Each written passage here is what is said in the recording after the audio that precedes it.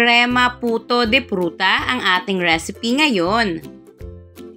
Hello mga palalabs! Isa na namang pinabonggang puto recipe ang ating lulutuin ngayon. Tara na po at samahan niyo muli ang inyong Mommy Love sa paggawa nito. Para po sa ating puto mixture, sa isang malinis na mixing bowl, magsala po tayo ng 4 cups or 500 grams ng all-purpose flour. Kung sakaling ang available po sa inyo ay cake flour, pwedeng-pwede rin po na yun ang inyong gamitin. Sa mga nagtatanong kung anong brand daw po ng harina na aking ginagamit, ito po ay wooden spoon na bibili ko po sa aming palengke ng 45 pesos per kilo. Haluan po natin ito ngayon ng 1 1/4 cups or 228 grams ng sugar. At ng 4 tablespoon or 28 grams ng baking powder. Maglalagay rin po tayo rito ng 1 1/2 cups or 162 grams ng powdered milk. Any powdered milk naman po ay pwede nyong gamitin, depende na po ito sa inyong preference. Isabay na rin po natin ditong ilagay yung ating 1/8 teaspoon ng salt. Ito po ang magbabalanse sa lasa ng ating puto. Salain lang po muna natin lahat ang ating mga dry ingredients.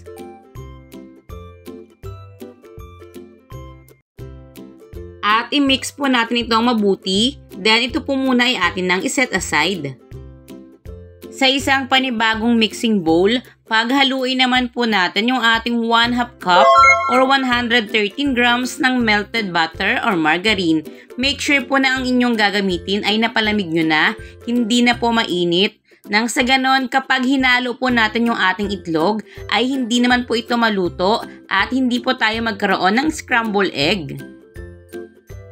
Maghahalo rin po tayo rito ng 3 cups or 750 ml ng water. If ever po na ayaw nyong gumamit ng powdered milk at gusto nyong gumamit ng evaporated milk, bali hindi na po kayo gagamit ng tubig, ang ilalagay nyo po ay 3 cups ng evaporated milk. Ihalo na rin po natin dito yung 2 pirasong whole eggs. Kung ang gagamitin nyo po ay large to XL size, if ever naman po na yung size ng inyong itlog ay small to medium size, 3 piraso po ang inyong ilagay. I-mix lang din po natin itong mabuti bago po natin paghahaluin itong ating wet ingredients sa ating dry ingredients. Pero mga palalabs, pwedeng-pwede nyo pa rin pong gawin na sa isang mixing bowl nyo lang po paghahaluin lahat ng mga ingredients. Sa paghahalo po sa ating puto mixture, huwag po natin itong haluin ng masyadong mabilis. Dahan-dahan lang po nang sa ganon hindi naman po tayo makapag-create ng maraming bubbles. At dahil aim po talaga natin na makuha po yung smooth consistency ng ating puto mixture, kapag hindi nyo po ito nahalong mabuti or may mapansin po kayong buo-buo, much better po na salain po natin mismo na po yung ating puto mixture.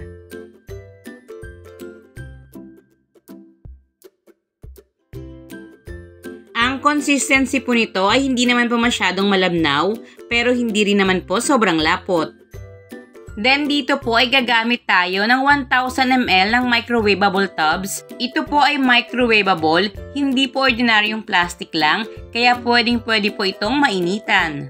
Then sa bawat 1000 ml na tubs po, ay maglalagay tayo ng 1 cup naman po ng ating puto mixture.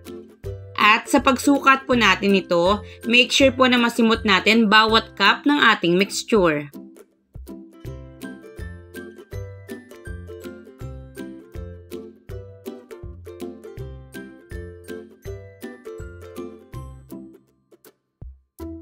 Pwede rin po tayong gumamit ng mas malaking container, katulad po nitong 1500 ml na microwavable tubs rin po.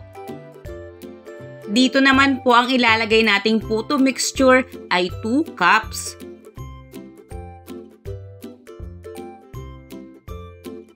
Ngayong nakaredy na po itong ating mga puto mixture dito sa ating mga molder, magpainit naman na po tayo ng tubig sa ating steamer.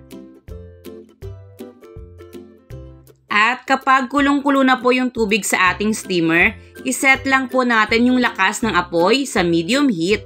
Sa mga magtatanong, Mommy Loves, bakit po ganon? Di ba po kapag nagluluto tayo ng puto ala Goldilocks talaga natin, ay medium high heat yung gamit nating apoy?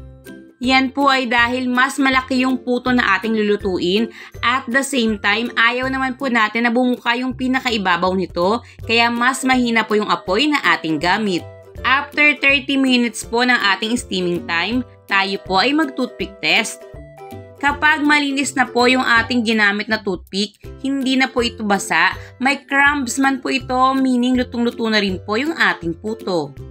Again, 30 minutes po nating niluto itong ating puto mixture na nasa 1000 ml at yung nasa 1500 ml naman po ay niluto natin ng 35 minutes. Same lang din po yung lakas ng apoy. Palamigin po muna natin itong mabuti bago po natin ito i-unmold.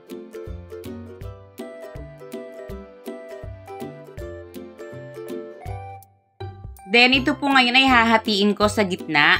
Pero mga palalabs ay highly suggest na panoorin nyo po yung ating video hanggang sa pinakadulo dahil doon po ay mas marami pa po ako sa inyong suggestion at the same time marami pa po ako sa inyong isi-share na mas magpapasarap pa po dito sa ating crema puto de fruta.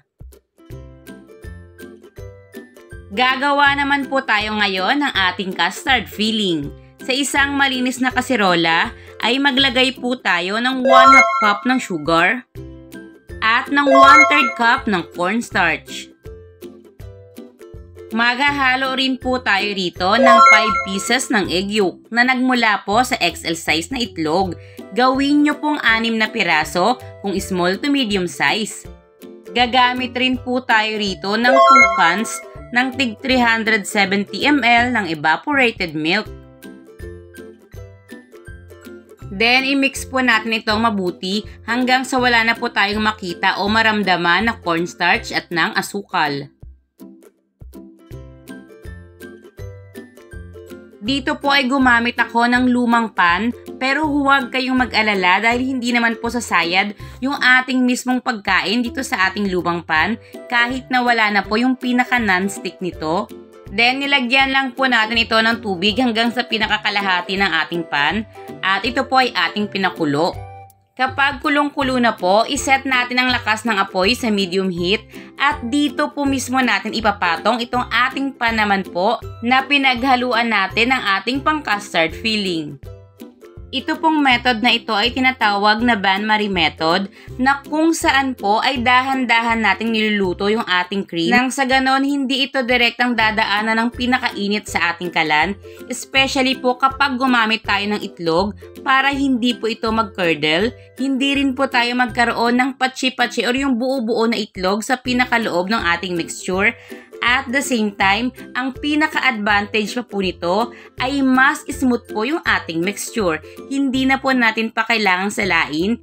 Kumpara po doon sa pagluluto nito na diretso na po sa ating kalan, which is pwedeng-pwede naman po. Yun nga lang, medyo malingat lang po kayo ng kaunti dito, mamumuo po ito at posibleng yung pinaka-itlog ay una pong maluto. At yun nga po, kailangan nyo pa itong salain once na kayo po ay matapos maluto. Inabot lang po ako ng 10 minutes bago ko po makuha yung consistency na ganito. Ito po yung consistency na ating hinahanap.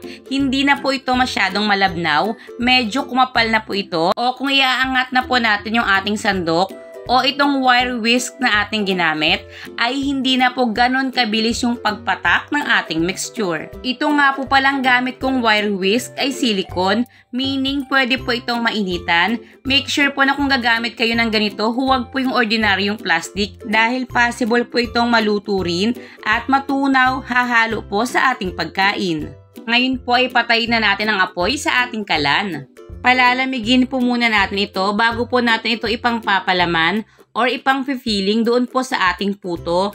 Pero kapag ito po ay ating pinapalamig, make sure po na halu-haluin natin ito nang sa ganon hindi po magkaroon ng parang skin sa pinakaibabaw at hindi naman po ito tumigas. Tingnan nyo po ngayon kung gaano ka-smooth itong ating cream mixture or itong ating custard filling.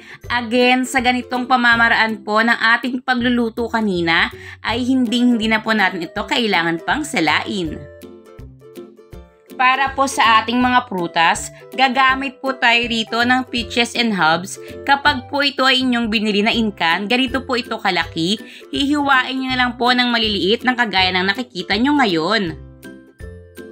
Gagamit rin po tayo rito ng cherries. Pwede po kayong gumamit ng mga nakabattle or pwede rin po yung candied cherry. Para rin po sa ating filling ay gagamit rin po tayo rito ng fruit cocktail na isang lata po ng tig 836 grams. Bali yung 5 portion po ay para po doon sa ating 1000 ml at doble naman po yung dami ng portion ng isa para naman po sa ating 1500 ml. Ganito po yung ginagawa ko kapag ako po ay gumagamit ng fruit cocktail. Sa ating mga recipe ng ganito, binubukod-bukod ko na po sa dami nang sa ganon halos magpantay-pantay po yung ating pagkakahati sa ating mga prutas. Ngayon po ay mag-a-assemble na tayo. Ilagay po muna natin yung unang kalahati ng ating puto. Then lagyan po natin ito ng 1 kalahati ng 1/8 cup po ng ating mixture. Then, i-spread lang po natin ito hanggang sa makover po nito yung ating unang layer ng ating puto. At yung ating fruit cocktail po ay ilalagay natin sa gitna. Maganda rin po na maglagay tayo sa pinaka-side nang sa ganon kitang-kita po yung ating layer sa ating pagkaka-assemble dito po sa ating crema puto de fruta. Ilalagay na po ulit natin sa pinakaibabaw naman po ng ating prutas yung another half naman po ng ating puto. Kung choice nyo po na flat po yung ating pinakaibabaw, pwede nyo naman po itong bawasan nang sa ganon hindi po ito medyo nakadome. Same lang din po, maglalagay po tayo ng 1 1/2 ng tig 1/8 cup po ng ating custard filling. Then i-spread lang din po natin sa pinakaibabaw. At dito naman po natin ilalagay yung ating peaches and hubs at yung ating cherry. Ulit-ulitin lang po natin yung proseso hanggang sa magawa or ma-assemble po natin lahat ng ating mga puto. Same lang din po ang procedures kahit gaano kalaki or kaliit yung size ng ating puto. Tig 1/4 cup naman po ng ating custard filling yung ating ginamit or inilagay doon po sa ating 1500 ml.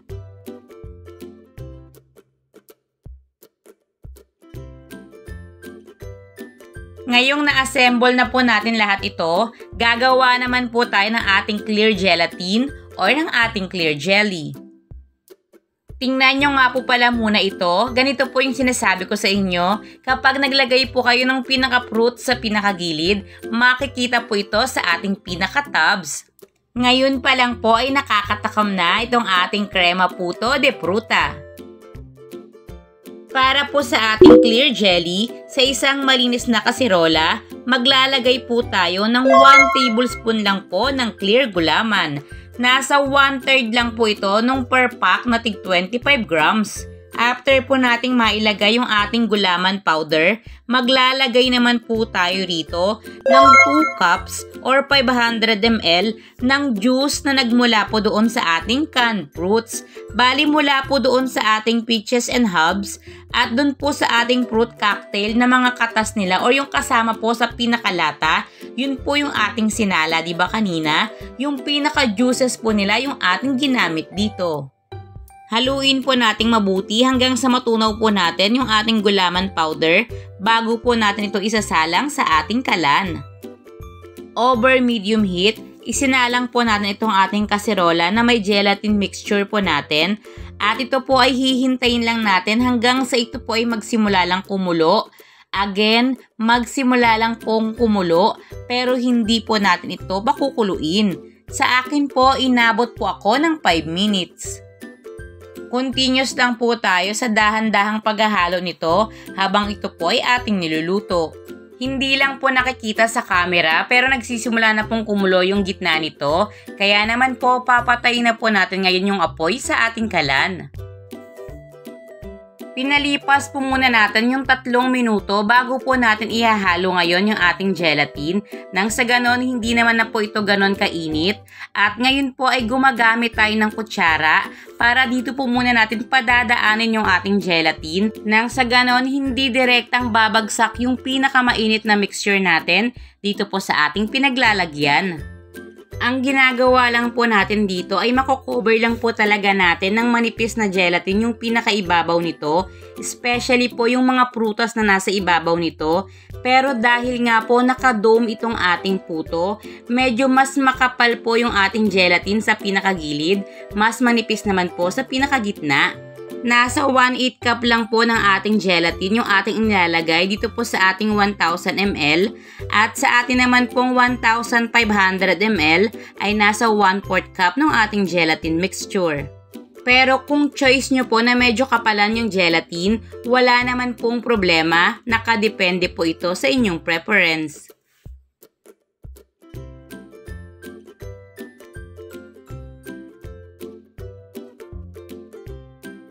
And charan! Heto na po mga palalabs, ang ating crema puto de fruta na kahit wala po tayong rep ay pwede nating gawin. Kung mapapansin nyo nga po pala ay nagkulang na ng isang tab itong ating mga nagawa. Yan po ay dahil hindi na nakapagpigil kainin ito ng ating mga masususing tagapanlasa. Malambot po itong ating pinakaputo, para na po talaga siyang cakey. Halos sa mga hindi ko nga po sinabihan na ito ay puto, wala pong nakapag-recognize. At yung pinakalasa po mga palalabs, hindi na naman po ako ipapahiya ng reseping ito. Nagsama-sama yung creaminess na nanggaling po sa ating custard filling, yung sarap po ng ating mga prutas, at yung linamnam naman po ng ating puto, talaga naman pong napakasarap mga palalabs. Ang isa nga lang po sa kanilang komento, mas gusto raw nila kung dadagdagan daw po natin yung ating custard filling. Much better daw po kung imbes na 2 hati lang daw po itong ating puto, ay hatiin po natin sa 3. Para naman daw po habang ito ay ating kinakain, hindi po natin makikita na yung pinakamataas na part, lalo na po yung nakadome, ay medyo makapal. Kaya po yung ating pinaka-recipe ng ating ingredients po doon po sa ating custard filling, sa ating description box, ganoon na rin po sa ating costing ay akin nang in-adjust. Dahil ang gagawin lang po natin sa ating unang layer ay maglalagay po tayo ng 1.5 ng tig 1/8 cup po ng ating custard filling. Then ipatong na po natin yung ating second layer. Maglagay po ulit tayo ng 1.5 po ulit ng 1/8 cup ng ating custard filling at doon na po natin ilalagay yung ating mga prutas. Then, ilalagay po ulit natin yung ating pang third layer naman po ng puto. Again, ito po ay kapag hinatiin natin ito sa 3. At 1.5 po ulit ng tig 1/8 cup ng ating custard filling ang ating ilalagay. Yun po ay para sa 1000 ml. Kung 1500 ml naman po yung ating gagamitin, tig 1/4 cup po ng ating custard filling ang ating ilalagay. Sana po ay muli akong nakapagbahagi sa inyo ngayon kahit kaunting kaalaman. Kung nagustuhan niyo po itong ating video, please consider to like and share. At sa mga hindi pa po nakasubscribe, kindly click the subscribe button. Click nyo na rin po yung notification bell and click all para lagi po kayong updated sa tuwing ako ay mag-upload ng mga bagong video. Ngayon naman po ay pag-usapan na natin ang lahat ng ating ginastos, kung ilan po ang ating nagawa, magkano po natin ito pwedeng ibenta, at syempre kung magkano po ang ating posibleng kitain kapag ito po ay isasama natin sa ating food business.